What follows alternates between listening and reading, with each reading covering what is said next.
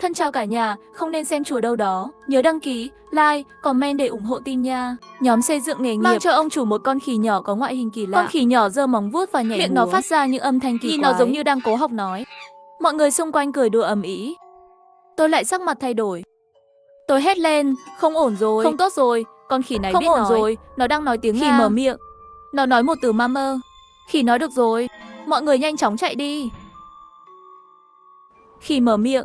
Câu nói tôi sẽ rớt tất cả chó trong làng là một câu nói cổ xưa trong quê tôi. Tôi nhớ lần đó khi tôi 7 tuổi vào mùa đông, trưởng làng đã rớt một con khỉ hoang lớn trong làng. Kết quả là, vào một đêm, toàn bộ gia đình tôi và cả nhà hàng xóm, bao gồm cả hàng xóm bên cạnh, cả gia đình bị một bầy khỉ ném đá đến chớp vào ban đêm. Cảnh tượng tử vong đó đã ám ảnh tôi suốt đời. Khi khỉ hoang mở miệng báo thù, chúng không phân biệt người. Dù là già hay trẻ, gần như rớt chóc không phân biệt. Và con khỉ trước mặt tôi còn đặc biệt hơn. Nó nói bằng ngôn ngữ Gzg, một trong những phương ngữ ít người biết của tiếng Nga. Nó cứ lặp lại từ mama. Những người không hiểu có thể nghĩ đó là tiếng kêu bình thường của nó. Nhưng mỗi tiếng mama lại khiến tôi rùng mình sợ hãi. Khỉ đến từ dân tộc chiến binh, chắc chắn sức mạnh chiến đấu cũng không bình thường. Tôi cảm thấy lạnh toát cả người khi nhìn ông chủ nhà hàng đang mài dao. Tôi đã dùng mình toàn thân.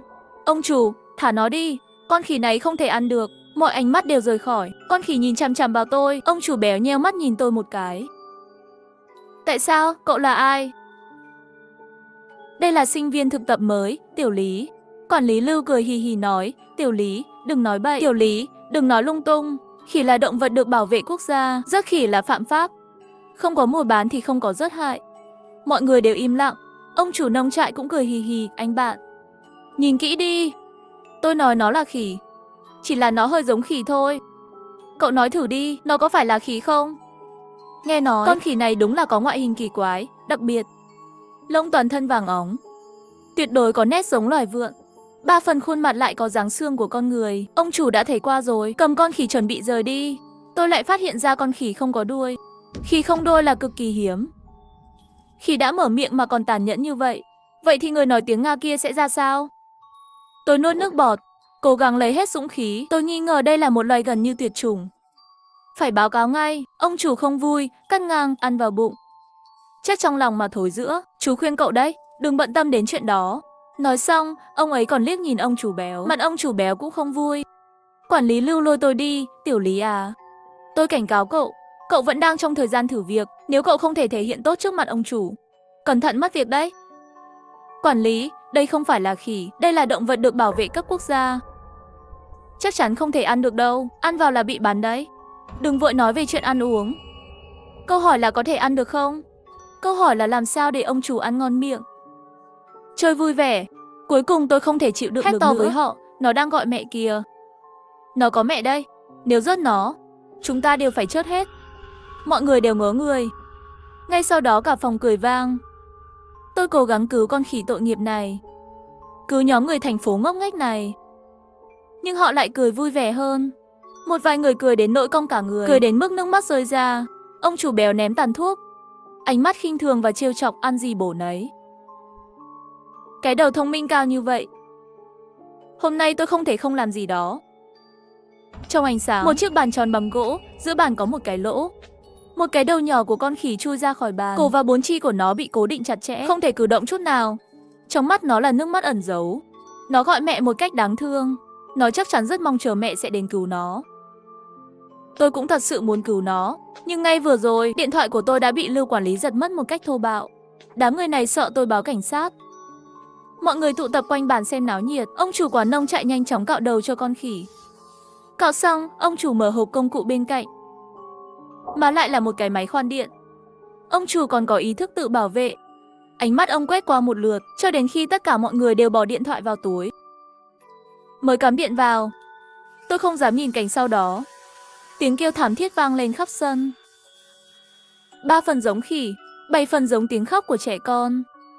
Làm người ta rùng mình, đồng nghiệp đi theo. Người hét lớn nhất là Lưu quản lý. Người cười vui vẻ nhất là ông chủ béo. Dầu lửa. Ông chủ quán nông chạy kêu lên, bữa tiệc thịt hoang sắp bắt đầu. Không khí trong phòng bao đạt đỉnh. Ông chủ béo quét mắt nhìn mọi người, ai ăn thì là người thông minh. Ai ăn thử trước?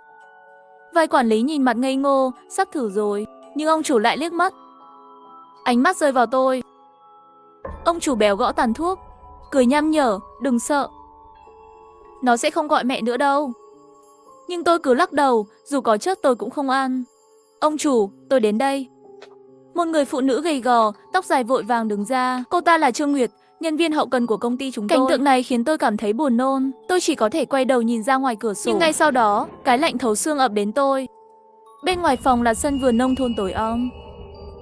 Tôi thấy một đôi mắt đỏ như máu. Chúng dán sát vào cửa sổ rồi đột ngột biến mất. Tôi hoảng hốt hét lên, mẹ cậu ấy đến rồi.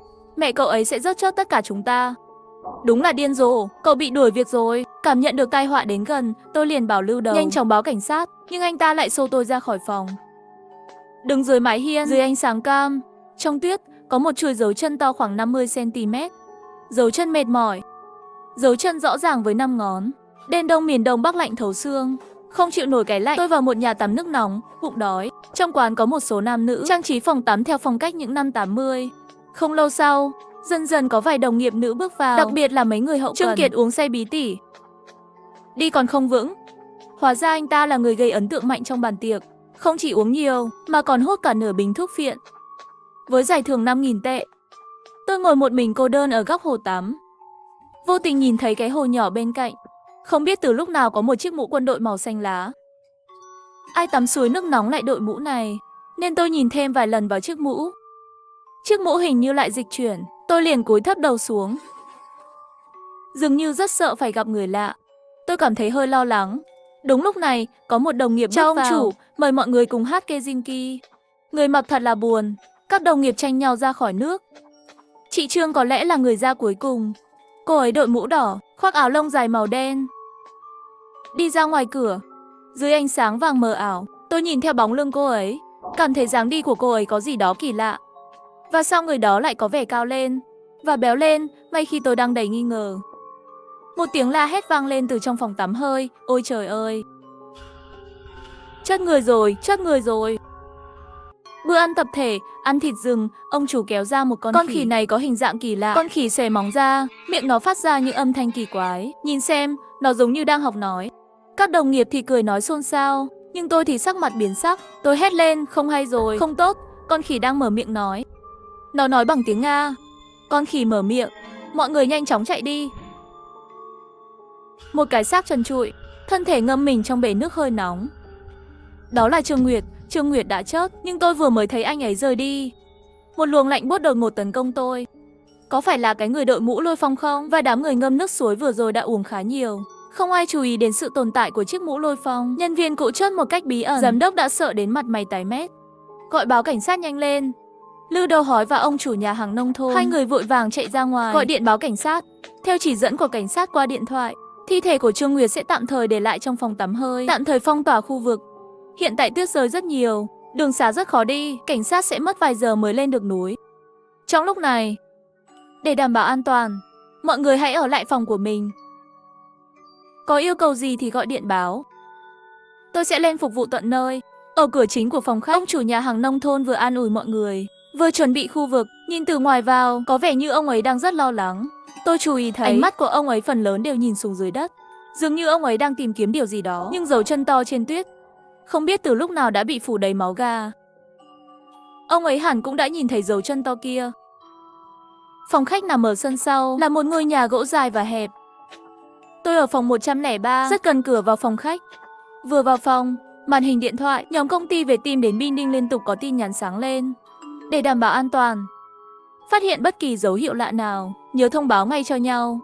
Các bạn có nghĩ Trương Nguyệt thực sự bị rớt không? Ai muốn rớt Trương Nguyệt?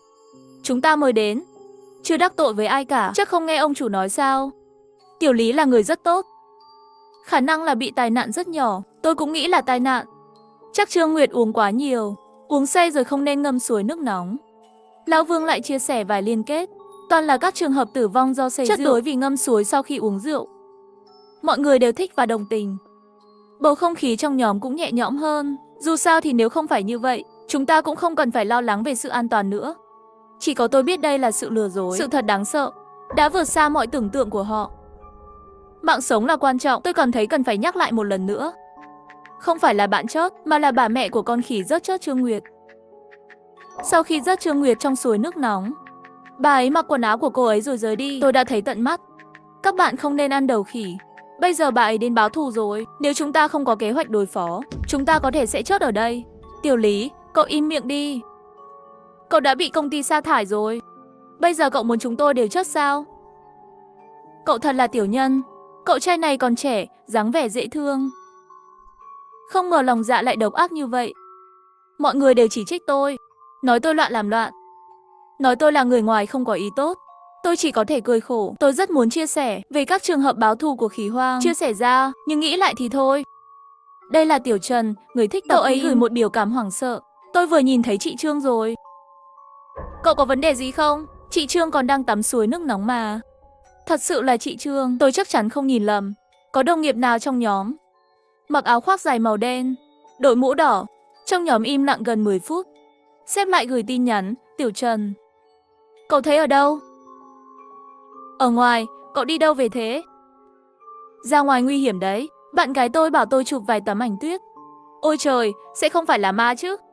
Vừa hết tin, tôi sẽ về ngay. Cậu chạy nhanh đi, lúc này cậu đang mặc đồ của chị Trương. Tôi không lừa cậu đâu. Tiểu Sơn vẫn khá tốt. Lúc mới vào công ty, cậu ấy cũng giúp tôi khá nhiều. Khi tôi quyết định gọi điện nhắc nhở cậu ấy, bỗng ngoài cửa sổ vang lên tiếng động lạ. Có vẻ như có vật nặng va vào kính cửa phòng. Tôi hít một hơi thật sâu rồi từ từ kéo rèm. Một khuôn mặt dán sát kính đang nhìn chằm chằm vào tôi. Bản năng khiến tôi hét lên. Là Tiểu Trần, khuôn mặt cậu ấy dán sát kính. Các đặc điểm trên mặt biến dạng, mèo mó. Cậu ấy trợn mắt, mở to miệng, có vẻ như muốn nói điều gì với tôi. Nhưng tất cả những gì phun ra là máu. Ngay lập tức, một tiếng phụt vang lên. Xác chết vô lực trượt xuống. Tôi nhìn thấy chị Trương đứng phía sau Tiểu Trần. Không phải là kẻ mặc đồ của chị Trương. Dưới chiếc mũ len đỏ là một khuôn mặt phủ lông và dáng người thẳng đứng với 4 chi cân đối, khiến nó trông hầu như không khác gì con người. Nó không phải khỉ, mà có vẻ là người hoang dã. Một người hoang dã biết nói. Tôi đứng đơ người tại cửa sổ. Đầu óc tôi trống rỗng. Người hoang dã nhắc xác Tiểu Trần, chằm chằm nhìn tôi không chút cảm xúc, cặp mắt đỏ đen lớn tỏa sáng dưới ánh đèn vàng và tuyết trắng, khiến tôi rùng mình. Tôi há miệng, cảm thấy khô rát, không thể nói gì. Một người đột ngột cong miệng, ra hiệu cắt cổ với tôi, rồi một tay cầm chân Tiểu Trần, biến mất trong bóng tối mịt mù và máu me. Không biết đã qua bao lâu tôi mới cầm được điện thoại, tay run rẩy dữ dội. Cuối cùng tôi chỉ có thể gửi một đoạn âm thanh run rẩy. Tiểu Trần đã chết, bị rớt rồi. Ai đã rớt cậu ấy? Là chị Trương hay là khỉ? Là người hoang dã, không phải khỉ. Người hoang dã đấy. Tiểu Trần chết ngay trước cửa sổ của tôi. Tôi đang ở phòng 102. Vừa rồi tôi đã nghe thấy tiếng hét của cậu. Diễn rất giống đấy. Thậm chí còn mang người hoang dã ra. Các cậu có thể thử liên lạc với Tiểu Trần xem. Mọi người trong nhóm đều gửi tin nhắn về Tiểu Trần, nhưng không có hồi âm. Nhưng không phải vừa nói rồi sao? Điện thoại hết pin rồi. Tiểu Lý, tôi khuyên cậu nên ăn nói tử tế. Đừng tung tin đồn. Tôi còn định giải thích gì nữa. Bóng đèn trên trần bất ngờ nhấp nháy vài lần. Cả phòng bỗng chìm vào bóng tối. Mất điện rồi, màn hình lại hiện lên tin nhắn. Là nhóm phục vụ của nông trại, thông báo mất điện. Mọi người đừng lo lắng, nhà bạn không có máy phát điện à? Máy phát điện có công suất giới hạn, chỉ đủ cấp điện cho phòng khách và hành lang một phần. Mọi người chờ chút, tôi sẽ mang nến đến cho các bạn. Còn cái người cao lớn của các bạn là sao vậy? Bảo cậu ta ở trong phòng đừng chạy lung tung. Hét mãi mà không dừng, đã làm hại người rồi. Đừng làm dối nữa có được không? Làm ăn thế này sau này còn làm sao được. Ông chủ nông trại nói cái người cao lớn chính là Tiểu Trần. Tôi đã nói rồi mà. Tiểu Trần không sao đâu, cậu thật xấu xa, cố tình gây hoang mang. Tôi đề nghị báo cảnh sát về cậu.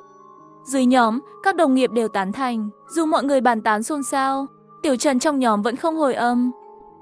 Tôi là người trực tiếp nhìn thấy Tiểu Trần bị rớt. Nếu có ai thấy cậu ấy còn sống, chỉ có một lý giải, là ai đó đã mặc đồ của cậu ấy. Tiếp theo, người đó sẽ giả dạng Tiểu Trần, tiếp tục trả thù rớt người.